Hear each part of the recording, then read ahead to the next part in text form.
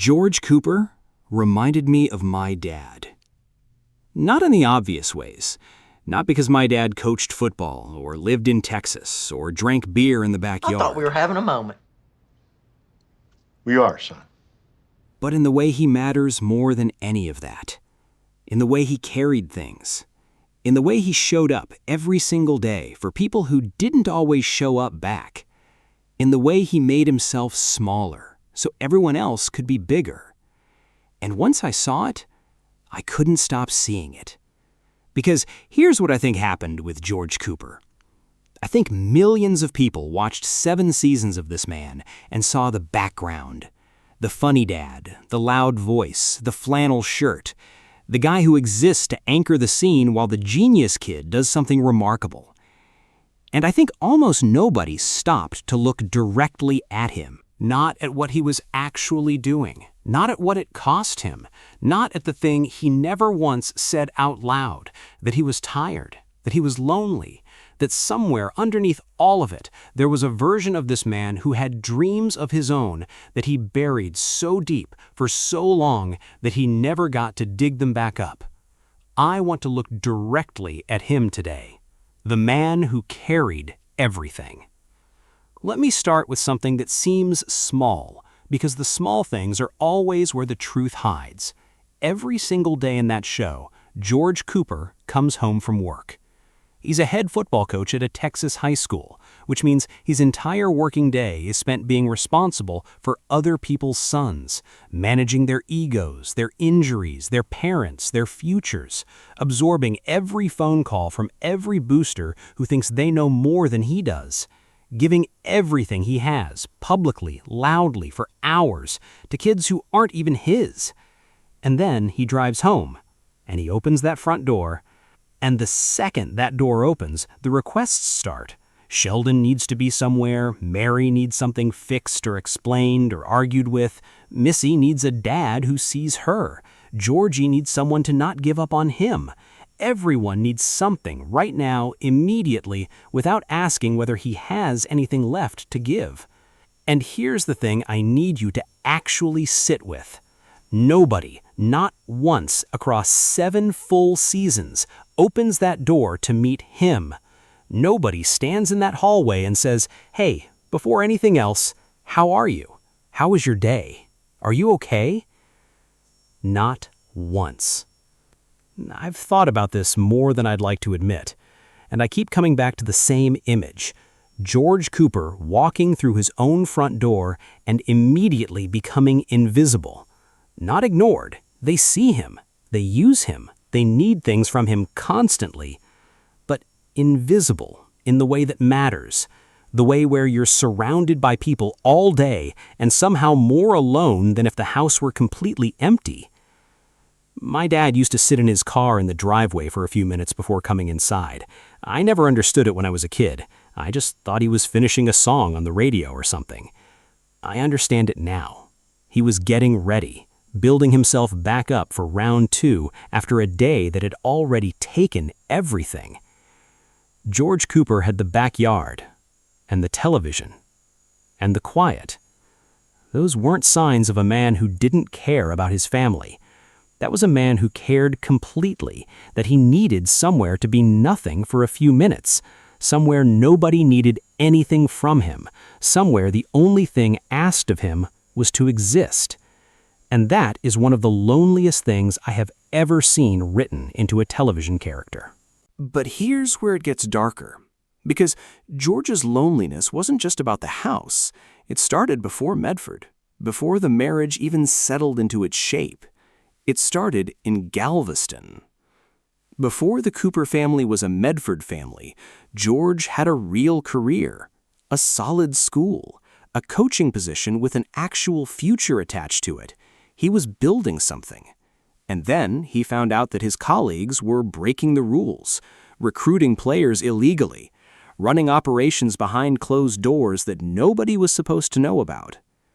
And George did what every instinct he had told him was right. He reported it. He lost everything for it. The job, the city, the reputation he'd spent years building. They packed up the family and moved to Medford basically with nothing, starting over in a town that wasn't their first choice and wouldn't have been their 10th. And do you know what Mary never said to him? "I'm proud of you for doing that." That's it. That's the whole thing. 5 words that would have meant everything. 5 words that cost nothing. And in 7 seasons, they never came. What came instead was the quiet understanding, never fully spoken but fully felt, that George had made a mess of their lives, that his moral compass had cost the family something they hadn't agreed to pay. This man did the right thing, completely, without hesitation, and the person who was supposed to be his partner looked at the aftermath and saw his failure instead of his integrity. And he never said a word about it, never threw it in anyone's face, never demanded credit for the sacrifice he made. He just absorbed it, added it to the weight he was already carrying, and kept walking. I think about that a lot, about how many dads do exactly that, how many men swallow the hardest, most honorable thing they ever did, because the people around them were too busy managing the consequences to notice the courage. George Cooper did the right thing and paid for it alone, for the rest of his life. There's a moment in this show that I think is one of the most quietly devastating things television has ever done to a character. George Cooper had a dream. That's it. That's the sentence. He had a dream. A simple, completely reasonable, completely human dream. To coach at the college level. To be seen not just as the guy keeping the high school team from falling apart, but as a serious football mind, a real professional. And the show gives him one real shot at it. Tulsa, a college position, an offer that came at real cost to someone who wanted to hire him, because they saw what most people around him didn't. And Mary said no. Not a direct no, not a conversation, not even a real argument about the future. Just the familiar wall of reasons. The kids, the church, the disruption, the discomfort. Reasons that all translated to the same thing. Your dream is not as important as our routine. And George did what George always did. He folded. He buried it. He turned down the job and told himself maybe next time, maybe later, maybe someday. But here's the part that broke me when I finally put it together. Someday never came. Not once in 20 years did he push back hard enough to make it real. And I don't think that was weakness. I think that was something more complicated and more sad than weakness. I think George Cooper, somewhere along the line, genuinely stopped believing he was allowed to want things for himself. That the version of him that had ambitions and dreams was somehow incompatible with the version of him that was a husband and a father. Because here's the cruelest thing the show does. In the very last stretch of his life, after 20 years of trading his ambitions away piece by piece, Rice University calls, a real offer, college coaching, everything he ever wanted. And Mary says yes. And George Cooper lit up like a man who had been in the dark for 20 years and finally saw a window open. You could see it on his face in a way that the show rarely let you see anything on his face. Pure, uncomplicated joy. For one single day. He died before he made it home to celebrate.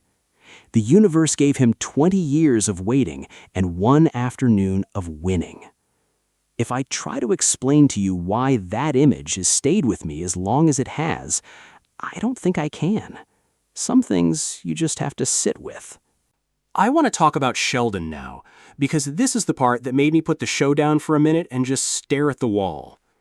Sheldon Cooper is, by his own description in later life, the product of his father.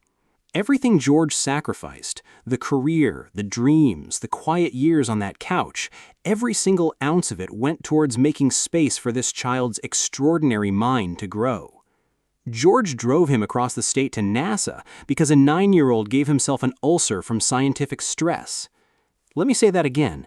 A grown man took a day off work, put the whole family in a car, drove to another city, and walked into a professional space and demanded, politely, firmly, completely out of his depth, that a real engineer take his son's calculations seriously. He didn't understand the math, he couldn't have explained a single formula on those pages, but he understood his son was suffering, and that was enough. That was more than enough. And in The Big Bang Theory, in the version of the story where Sheldon has the Nobel Prize and the career and the life that George's sacrifice built, do you know how he describes his father? As a man who floated through life, a man who drank, a man who wasn't serious, a man who didn't leave much behind. Sheldon Cooper stood at the highest point of his own existence and looked back at the man who built the ladder he climbed and described him as a footnote. But the real tragedy isn't just that Sheldon looked down on him, it's that Sheldon didn't realize what his father truly was until decades after he was gone. In the final episodes of Young Sheldon, we hear adult Sheldon finally looking back through old memories, realizing with crushing regret that his father wasn't just floating, he was sacrificing everything, and Sheldon was just too self-absorbed to notice. He died believing, probably, that Sheldon loved him in whatever way Sheldon was capable of love.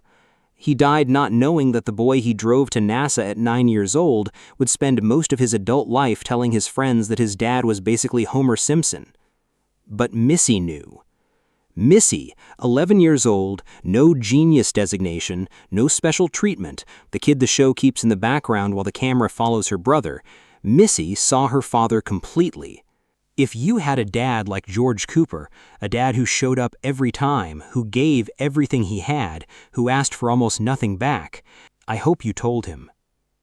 I think about my own dad when I watch that funeral scene, about the things I've said and the things I haven't, about how easy it is to assume that the people who are always there know that you see them.